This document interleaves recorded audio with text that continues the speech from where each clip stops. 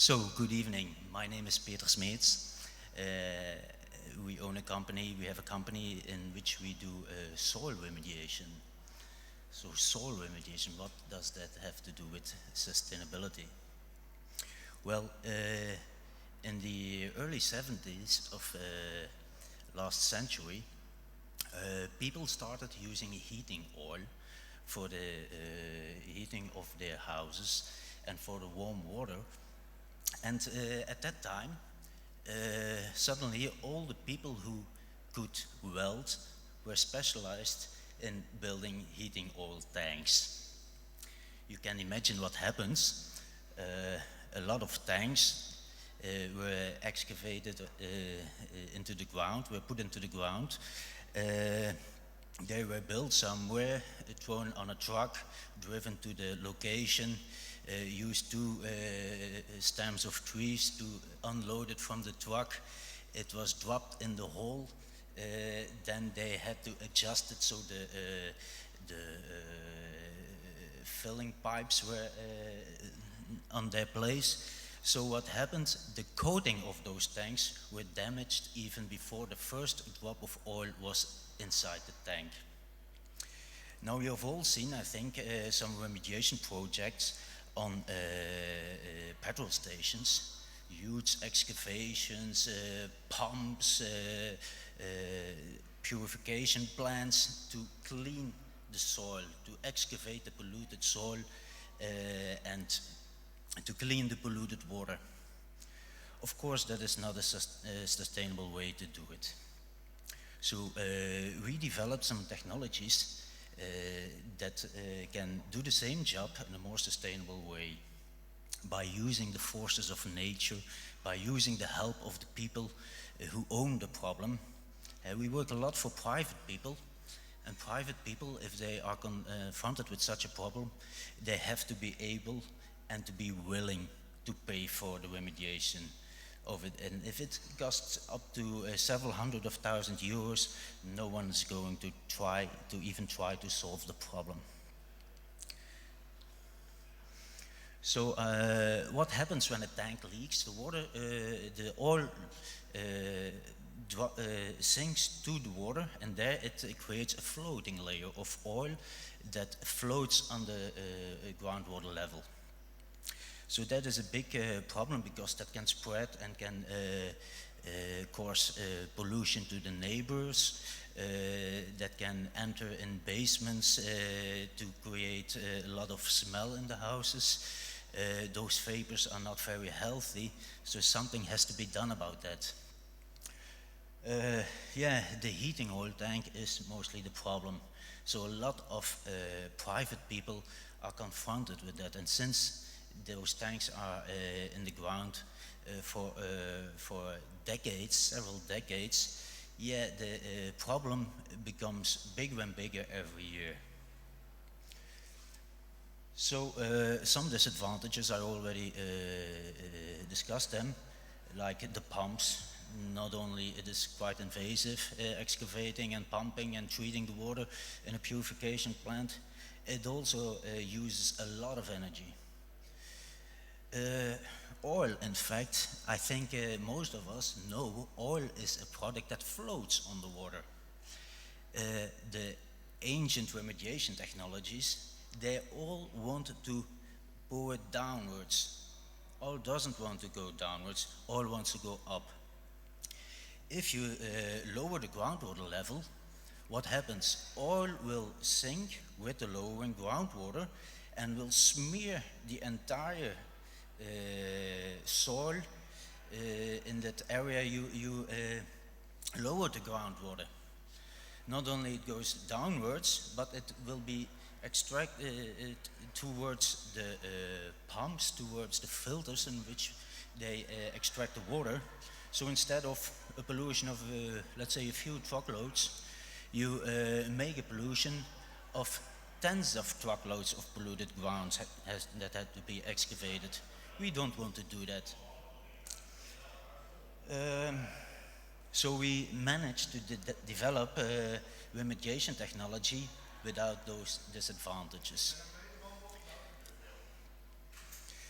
It is a system that extracts oil that floats on the groundwater.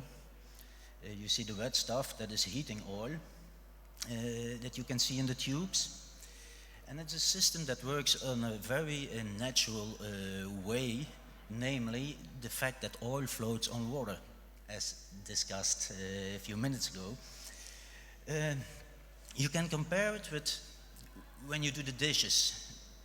All those people here in the audience, they do their dishes by hand because they want to do it in a sustainable way. But when you take a glass and you fill it with water, then you turn it around with the opening downwards, you can pull the glass out of the water, and until air enters, the glass will be filled with water. No water can escape from the glass.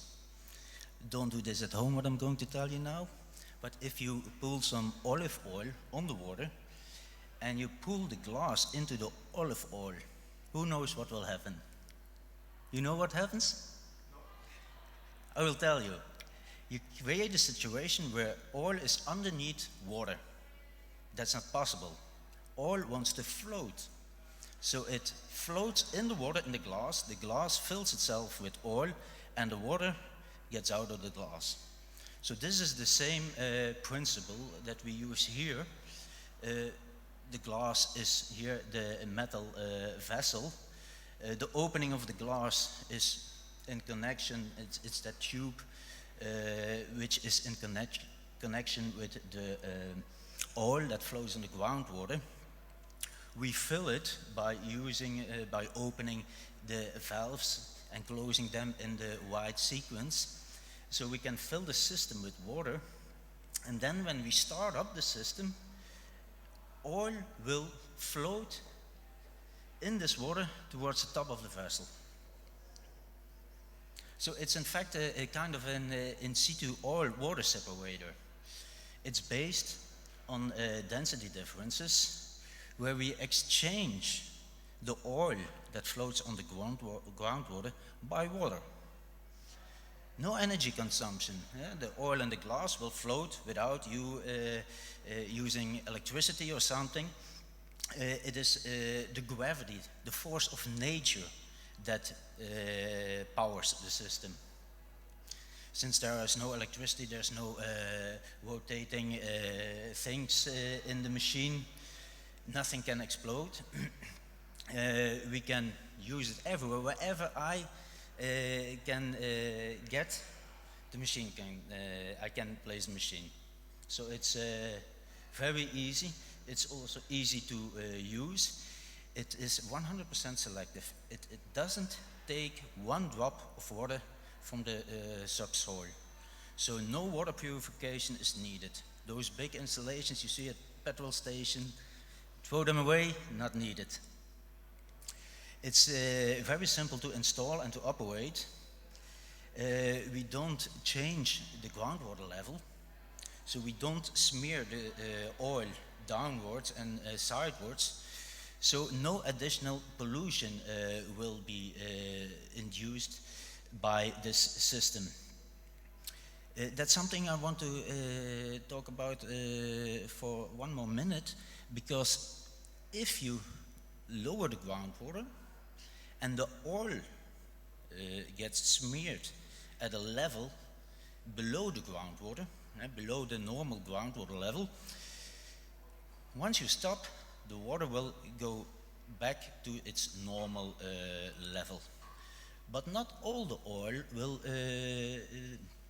be pushed upwards by the groundwater. So you create a situation where the oil that you could not excavate, the oil that is underneath a building or underneath a sewage system, okay, it's not that much, leave it there. But you create a situation where oil is in constant contact with the groundwater. In time, it will dissolve a little bit in the groundwater. And there shouldn't be oil in the groundwater. So you create a groundwater pollution that wasn't there just by remediating with the old methods, the commonly known methods. You create a bigger problem than there is. And we want to avoid that. So what we do, in fact, and I thank Giacomo for the nice drawing, we exchange the oil for water. So what you see here is a description of what happens. So when an oil tank is leaking, oil will get out of the tank, of course. It will pollute the ground, but it will sink until the groundwater level. And there it floats as a floating layer, an LNAPL, as they call it in scientific literature, light non-aqueous phase liquids is the abbreviation. So we have a situation where oil is floating on the groundwater. You see there on the right the machine with the tube that goes in a drilling hole where there is a piezometer just to reach the polluted location, the floating layer. We create a situation, water on top of oil. What happens? The oil will start floating in that water and will enter the vessel. By doing that, we create a gap in the floating layer. Underneath the tube, you create a situation where there's oil and water beside each other. That's not stable. Oil wants to get on top and water wants to get underneath the oil. So what happens? You create a floating towards the system. So without energy, without lowering the groundwater and creating more pollution, we force the oil to come to our machine. We help nature to do the job. So for those who don't believe me, I have prepared a video.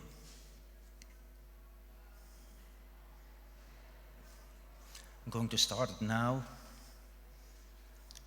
So this is it was in the Netherlands. Here you see, in the tube there's water and you can see the oil floating towards the machine. And it's captured in the machine. Okay, if you lift your glass with the oil above the water, the oil will get out. In the machine, of course, we have foreseen some things that the oil can never float back towards the groundwater. In case of lowering of the groundwater by seasonal fluctuations or other ways, we don't want the oil go back into the ground. So here you see, it's not only very good in an energetic way. We don't use electricity. Only, of course, if it freezes, we have to make sure it doesn't freeze because there's water inside and that could damage the machine. It is also very easy to operate. You see, you notice our clients mostly are people of some age. Namely, the age of our clients is in correlation with the age of the tank they put in the ground.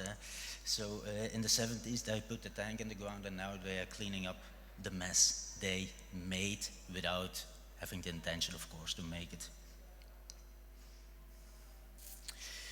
We can use it wherever you like. The only thing we need is we have to be able to get there. This is a formal oil storage area where there was some pollution. It's like Giacomo talked about a kind of brownfield. That is a location that is not used just because there is that pollution and nobody wants to make use of that area. So we went there with our machine, a walk of 1 kilometer. We took water from a small pool with a bucket. And we filled the machine. There was a piezometer where we could enter the tube, and that is all we need. Place, 1 square meter is enough. Water, that's everything we need. In factories, where locations I can reach, the vessel can be installed. It gives quite good results. So this is a graph of a project we did in Lommel in Belgium. There was a heating oil tank. It was filled by the client. And 2 days later, their heating stopped working. So what did they do? They called the police because they thought someone has stolen the heating oil. The police came and they said, let's make a drilling and see what is in the ground. And there they found the oil. So there was a delivery of 3,800 and some liters of heating oil, and it was spilled within 2 days. So with those machines, we managed in a period of 3 months to extract, it was 1,300 liters of it. The blue line is the total amount of oil recovered. The red line is the oil recovered on a daily basis. So in the beginning it was amazing how good it worked at that location. Of course it is the soil who decides how fast the oil can move towards the machine. So in the beginning we worked there with 3 machines. They all have a capacity of more or less 50 liters. Then they have to be emptied and refilled with water. And then the first day we moved 140 liters. So it was a maximum capacity. In time, of course, it is extracting less and less oil. Of course, that is the aim, that in the end there is no floating oil anymore. And the oil has to come from a larger distance towards the machine. Here on that left picture, just to indicate, the hands you see are the hands of my son, who was 12 years at the time, just to show you kids can do it. So the owners of the problem, the people who live there, we let them help. There's no reason for them to pay us a lot of money just driving towards the location and replacing the oil in the vessel by water. They can do it themselves. What they have to do is just open and close the valves in the right sequence and add water. And in that way they extract the oil out of the machine. They can store it in a storage tank we provide. You see, it doesn't have to cost a lot of money. It is all available on the market. Such a tank costs 50 euros or something. And people can use it. So not only no energy, also people can help. Also an example how we can combine sustainability with soil remediation. There's no need for us to drive a lot, they can do it. Of course, you say the oil that floats on the groundwater is removed, but that is only the part of the oil that is in between the soil particles. And after you remove the oil, the floating oil, there will be some soil that sticks at the surface of those soil particles. It cannot spread, it cannot float anymore, so it stays there. In that case, we use the next step, because we want a clean soil, not part of it. We can remove, let's say, more than 50% of the oil by that system. I showed you that graph. It was 1,300 liters in 3 months. After 9 months, it was 1,900 liters, and it was, I believe, 3,600. I think I said 3,800. It was 3,600 liters that was filled. The delivery was 3,600 liters, so 3,600 liters was in the soil. So it removed more than 50%. They pay me to clean up their own mess. How sustainable can one run a business? Okay, next step, the soil that is smeared on the surface of the ground particles, the sand particles. When it doesn't move, we cannot extract it. So we just have to wait on nature that will help us to make it mobile again. Groundwater during the year goes up and down.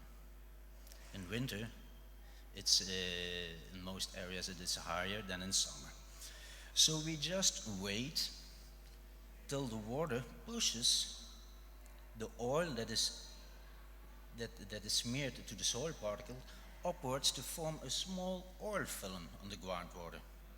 And we don't wait, people don't wait, but we install those nice white sausages that are sausages that do not extract water, they only extract oil. So they are floating on the groundwater, they are very light, they float on the groundwater, and when the water pushes the oil from the soil particles and it creates a film, those sausages extract it. So how does it work? The groundwater is going up and down during the year. Even in some areas, it goes up and down with the tide of the sea. So what happens if the groundwater lowers, it smears the oil to the soil particles, and it is not mobile at that moment. But that doesn't, we don't care, we just wait. It will rain, and we have seen that the last days, and the groundwater will rise. And at that point, the groundwater washes off the oil from the soil particles to create a very thin layer of oil, a film of oil. So those sausages who are floating on the groundwater level in those tubes, the oil will be extracted towards them, and after a while they are saturated with oil and the people can replace them. So again, no energy, again, people can help. Sustainability. But the water doesn't push off all of the pollution. There is still, into the pores of the soil, there still stays some oil. The water cannot wash it off, so we were looking for a system that could deal with those last particles of oil in the soil and in the groundwater. And we found out that there was a university in Hasselt. There was a very famous scientist who is also here, Mr. Panos Gorezes. He discovered a way to help nature again to deal with this last part of the pollution. He found out that there were bacteria that could work in combination with plants, and by that interaction, the pollution could be metabolized by the bacteria. Bacteria need food. In our case, for us, oil is a pollution. For bacteria, it is food. The bacteria, they work together with the plants, so the bacteria give nutrients to the plants give nutrients to the bacteria. So it is a symbiosis of it's a kind of an ecosystem. And if the plants feel good, the bacteria feel good, and the bacteria will start eating that delicious oil. Okay, those bacteria, there are a lot of bacteria all over in our environment. The bacteria that can do the job are already there. We just need to help them so they are able to do the job. There are a lot of bacteria. The bacteria, they fight for oxygen, for nutrients, for everything. And certainly there will be, or surely there will be bacteria who are stronger than the bacteria we would like to have in action. So the bacteria that can do the job are present, but they cannot start their work because of there are a lot of bigger and stronger bacteria who say, this is for us, you stay there. So what do?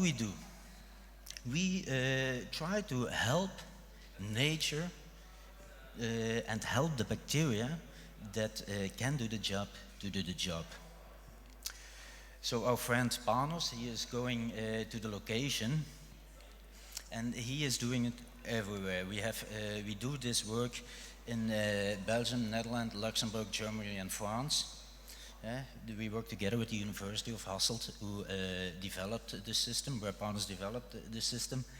And we have the exclusive licensing to do this in those 5 countries. In Germany, for example, we work together with a soil remediation company called Sustainica. They have an experience of more than 30 years in remediation, and they also used softer remediation technologies than excavation. What they do was stimulating the biology by aeration, air injection, air extraction. But they were very pleased with this innovative way to do it. So we put our strengths together. I am not going to change sausages in Germany. They can do it if the client wants to pay for it. The only thing we are doing is the microbiological biological part. It's very important to harvest the right bacteria. And that is the job of my friend Panos.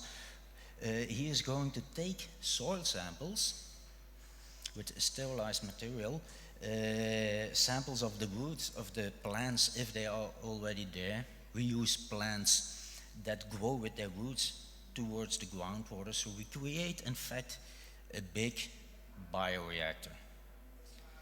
The bacteria will flourish on and in the root system of the plants. The plants, they extract polluted water towards the area where the bacteria can do their job, and that is in fact a kind of natural pump and treat system.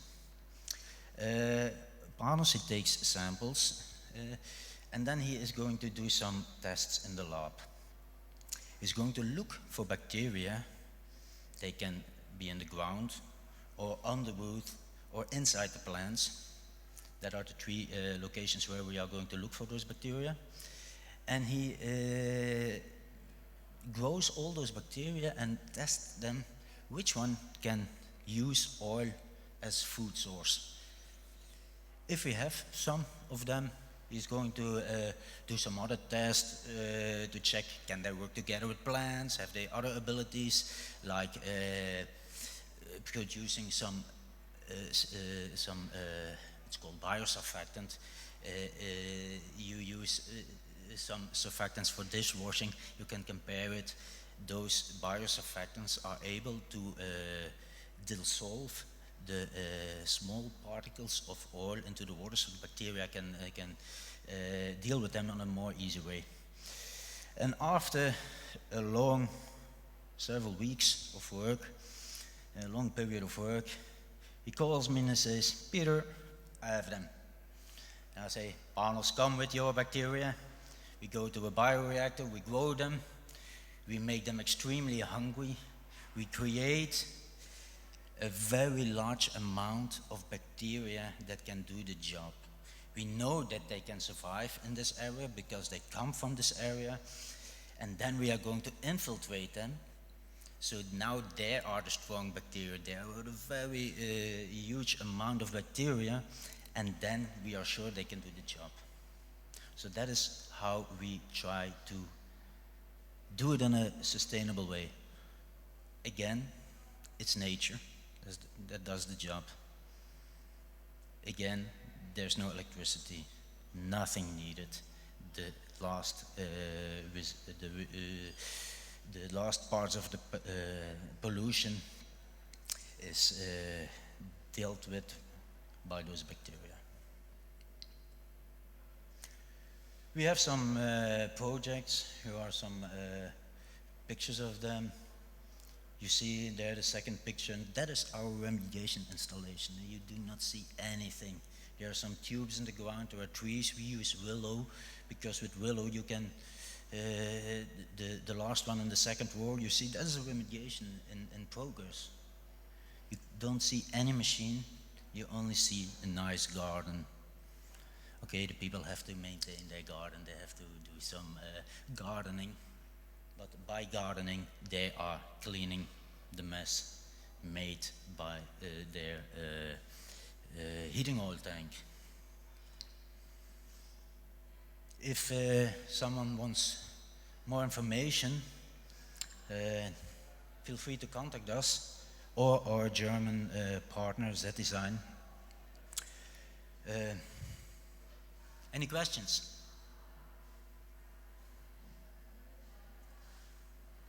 No questions?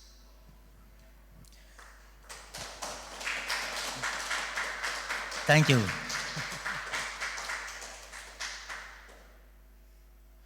Thank you very much, Peter. For those of you joining us online, if you do have questions for any of the talks happening over the next few days, please ensure you go to the c.network website where you can submit a question for the speakers.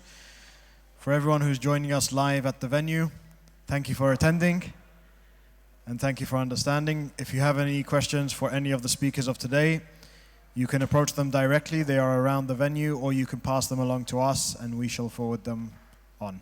Thank you.